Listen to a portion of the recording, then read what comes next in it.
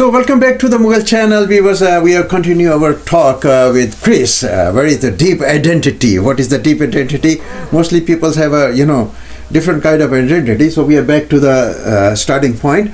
So Chris, I wanted to ask you, this deep identity is very interesting.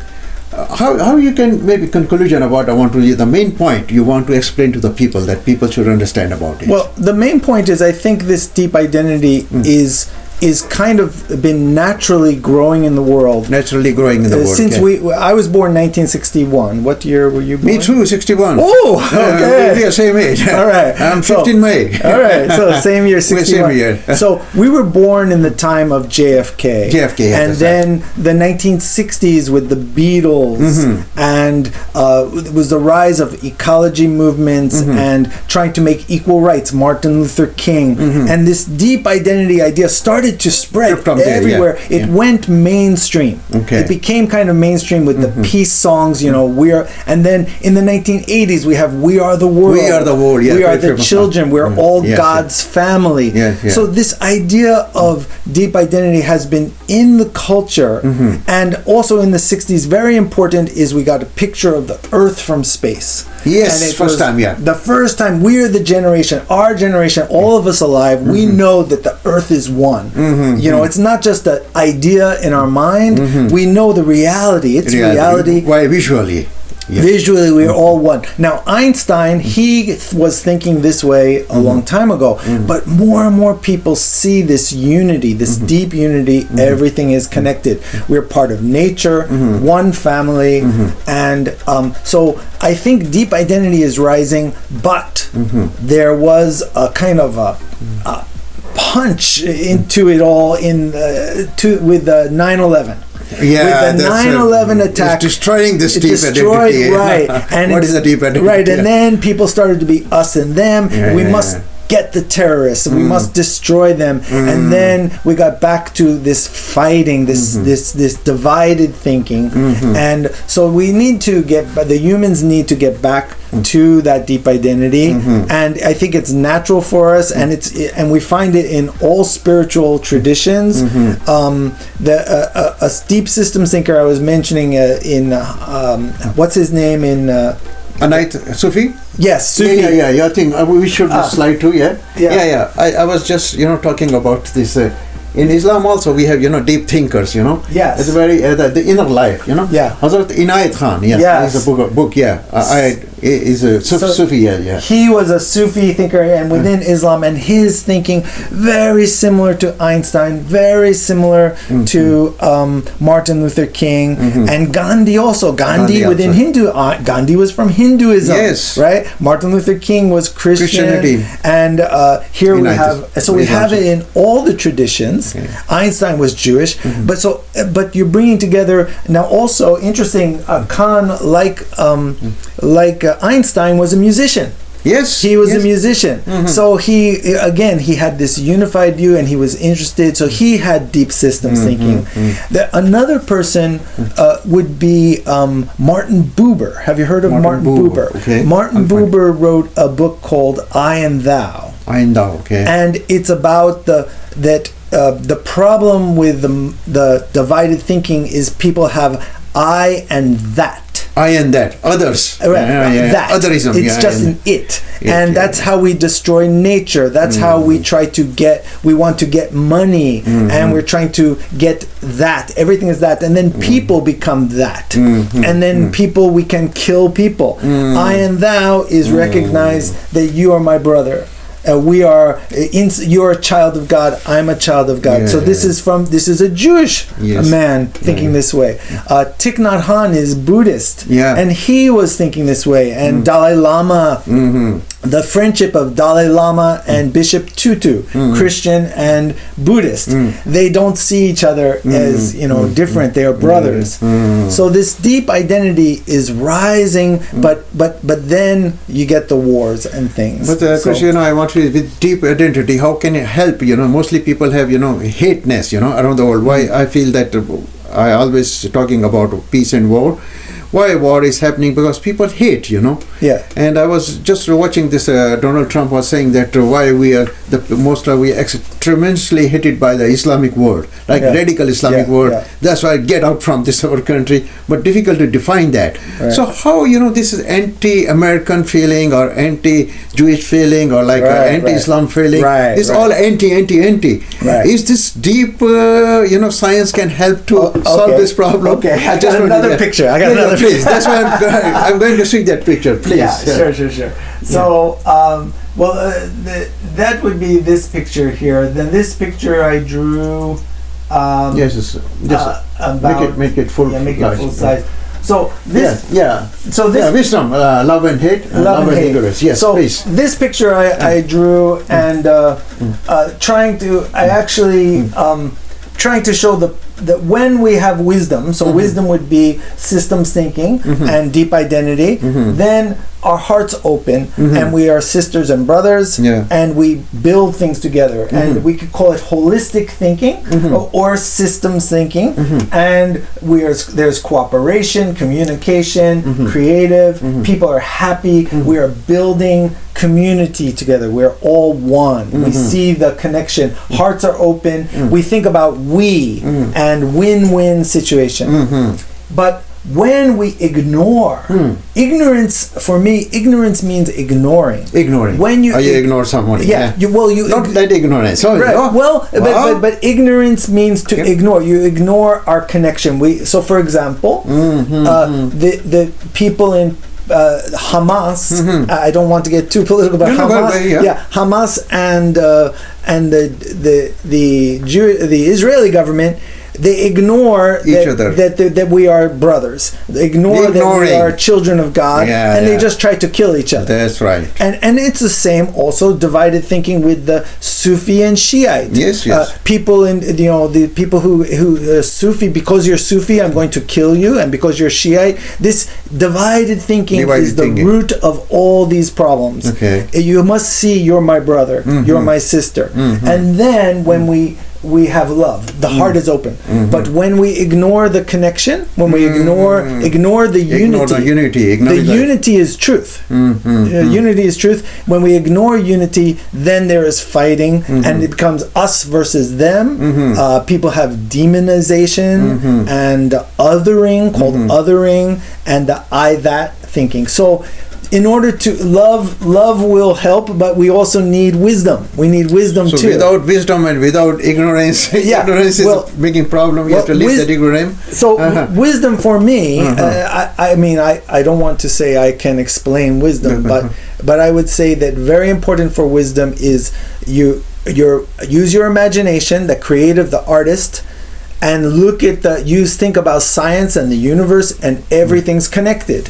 You see the unity with your imagination, and then your heart is open, so love. Right. So it's a combination of love and imagination, and be careful about words that separate, words and labels, he's a terrorist, or he's, he's Sufi, he's Shiite, he's Jewish, he's Muslim. As soon as you start to divide, we start to get to trouble. And so this is a picture of how to create peace and how to create peace. And one thing you asked about, how can we change it also, is we must, I think, accept that people have been traumatized because of the past violence. So the Jewish people were traumatized by Hitler and the Nazis and what happened. And they didn't, when you have trauma, you have to heal your trauma. They did not, and grabbed the land. Now we have in Gaza 2 million people who've been traumatized. Every person in Gaza has experienced a year of trauma. I think one of the strong points of Japan was that Japanese people realized after the war, after atomic bombs, people realized, oh my God, war is foolish, hate is foolish, let's do peace. And people work to try to heal the trauma. They look to the future, they try to build peace. we need that again. We need that to help the Israeli and Palestinian to how to do it. We need. No, I think they have to learn from Japan. You know. Yeah, you well, come here, we will teach you. Japan knows how to. Yes, Japan make how to do the piece. Yeah. So second slide, I wanted to ask you because of the time limit. Yeah, last one. Just short and so in Japan and in how Asia, we think Japanese. And also in Asia and China too, and it's in Asian culture, the mind and the heart and spirit, your soul or spirit, are considered to be a unity. It's all together. It's all one thing. It's unified. And so people, you think with your heart and your mind together, and they call kokoro means heart or spirit or mind, but the Western culture, especially European culture, developed this kind of disconnection of the mind, like the mind is rational and logical and the heart is not trusted. And so you have this division, and then art and science and spirituality separate. And so we need to have a unity. And for people who've had trauma, so for anyone who's had trauma, the people of Israel had trauma on October 7 was trauma for all Israeli people. And the people of Gaza had 1 year of terrible trauma. 50,000 people killed. This is horrible. So everyone, how do you heal? We need to use our intelligence and our heart and that's a challenge. That's a challenge for people. People say sorry, gomenasai, and you apologize. Not apologize. You have to solve the problem. Have to fix it. Sometimes repair it. Repair it. So if Jewish people look to that, it could help. But I think it will take time. It's nothing that can happen fast. I see. Okay, Chris, I think you are showing another picture to me. That's a very artistic thing. I like that picture. Sure. This is who is the artist? I don't know. Ending one.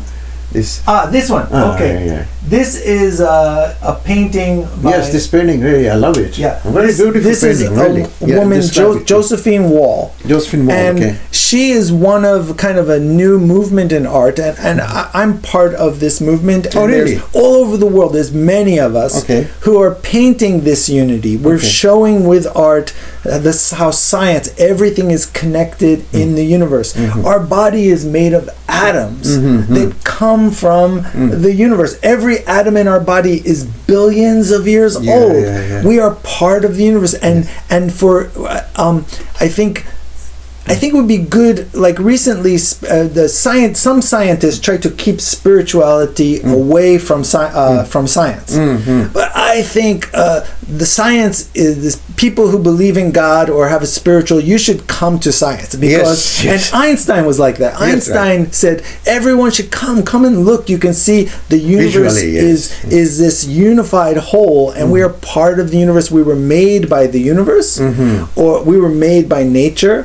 The first science is made by nature and the universe, not by humans. Humans, we have technology, we create technology, new things, but the universe and nature and God created everything.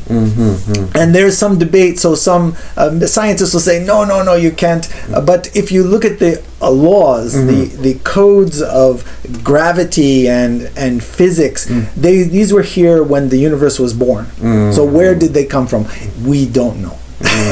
We don't know. And some people can say they came from God, or I think if they don't come from God, maybe there was another universe that is like our mother universe and made. But you and I, why is our body so beautiful, well organized? Because of our ancestors. Our DNA goes back. That's right. Millions of years.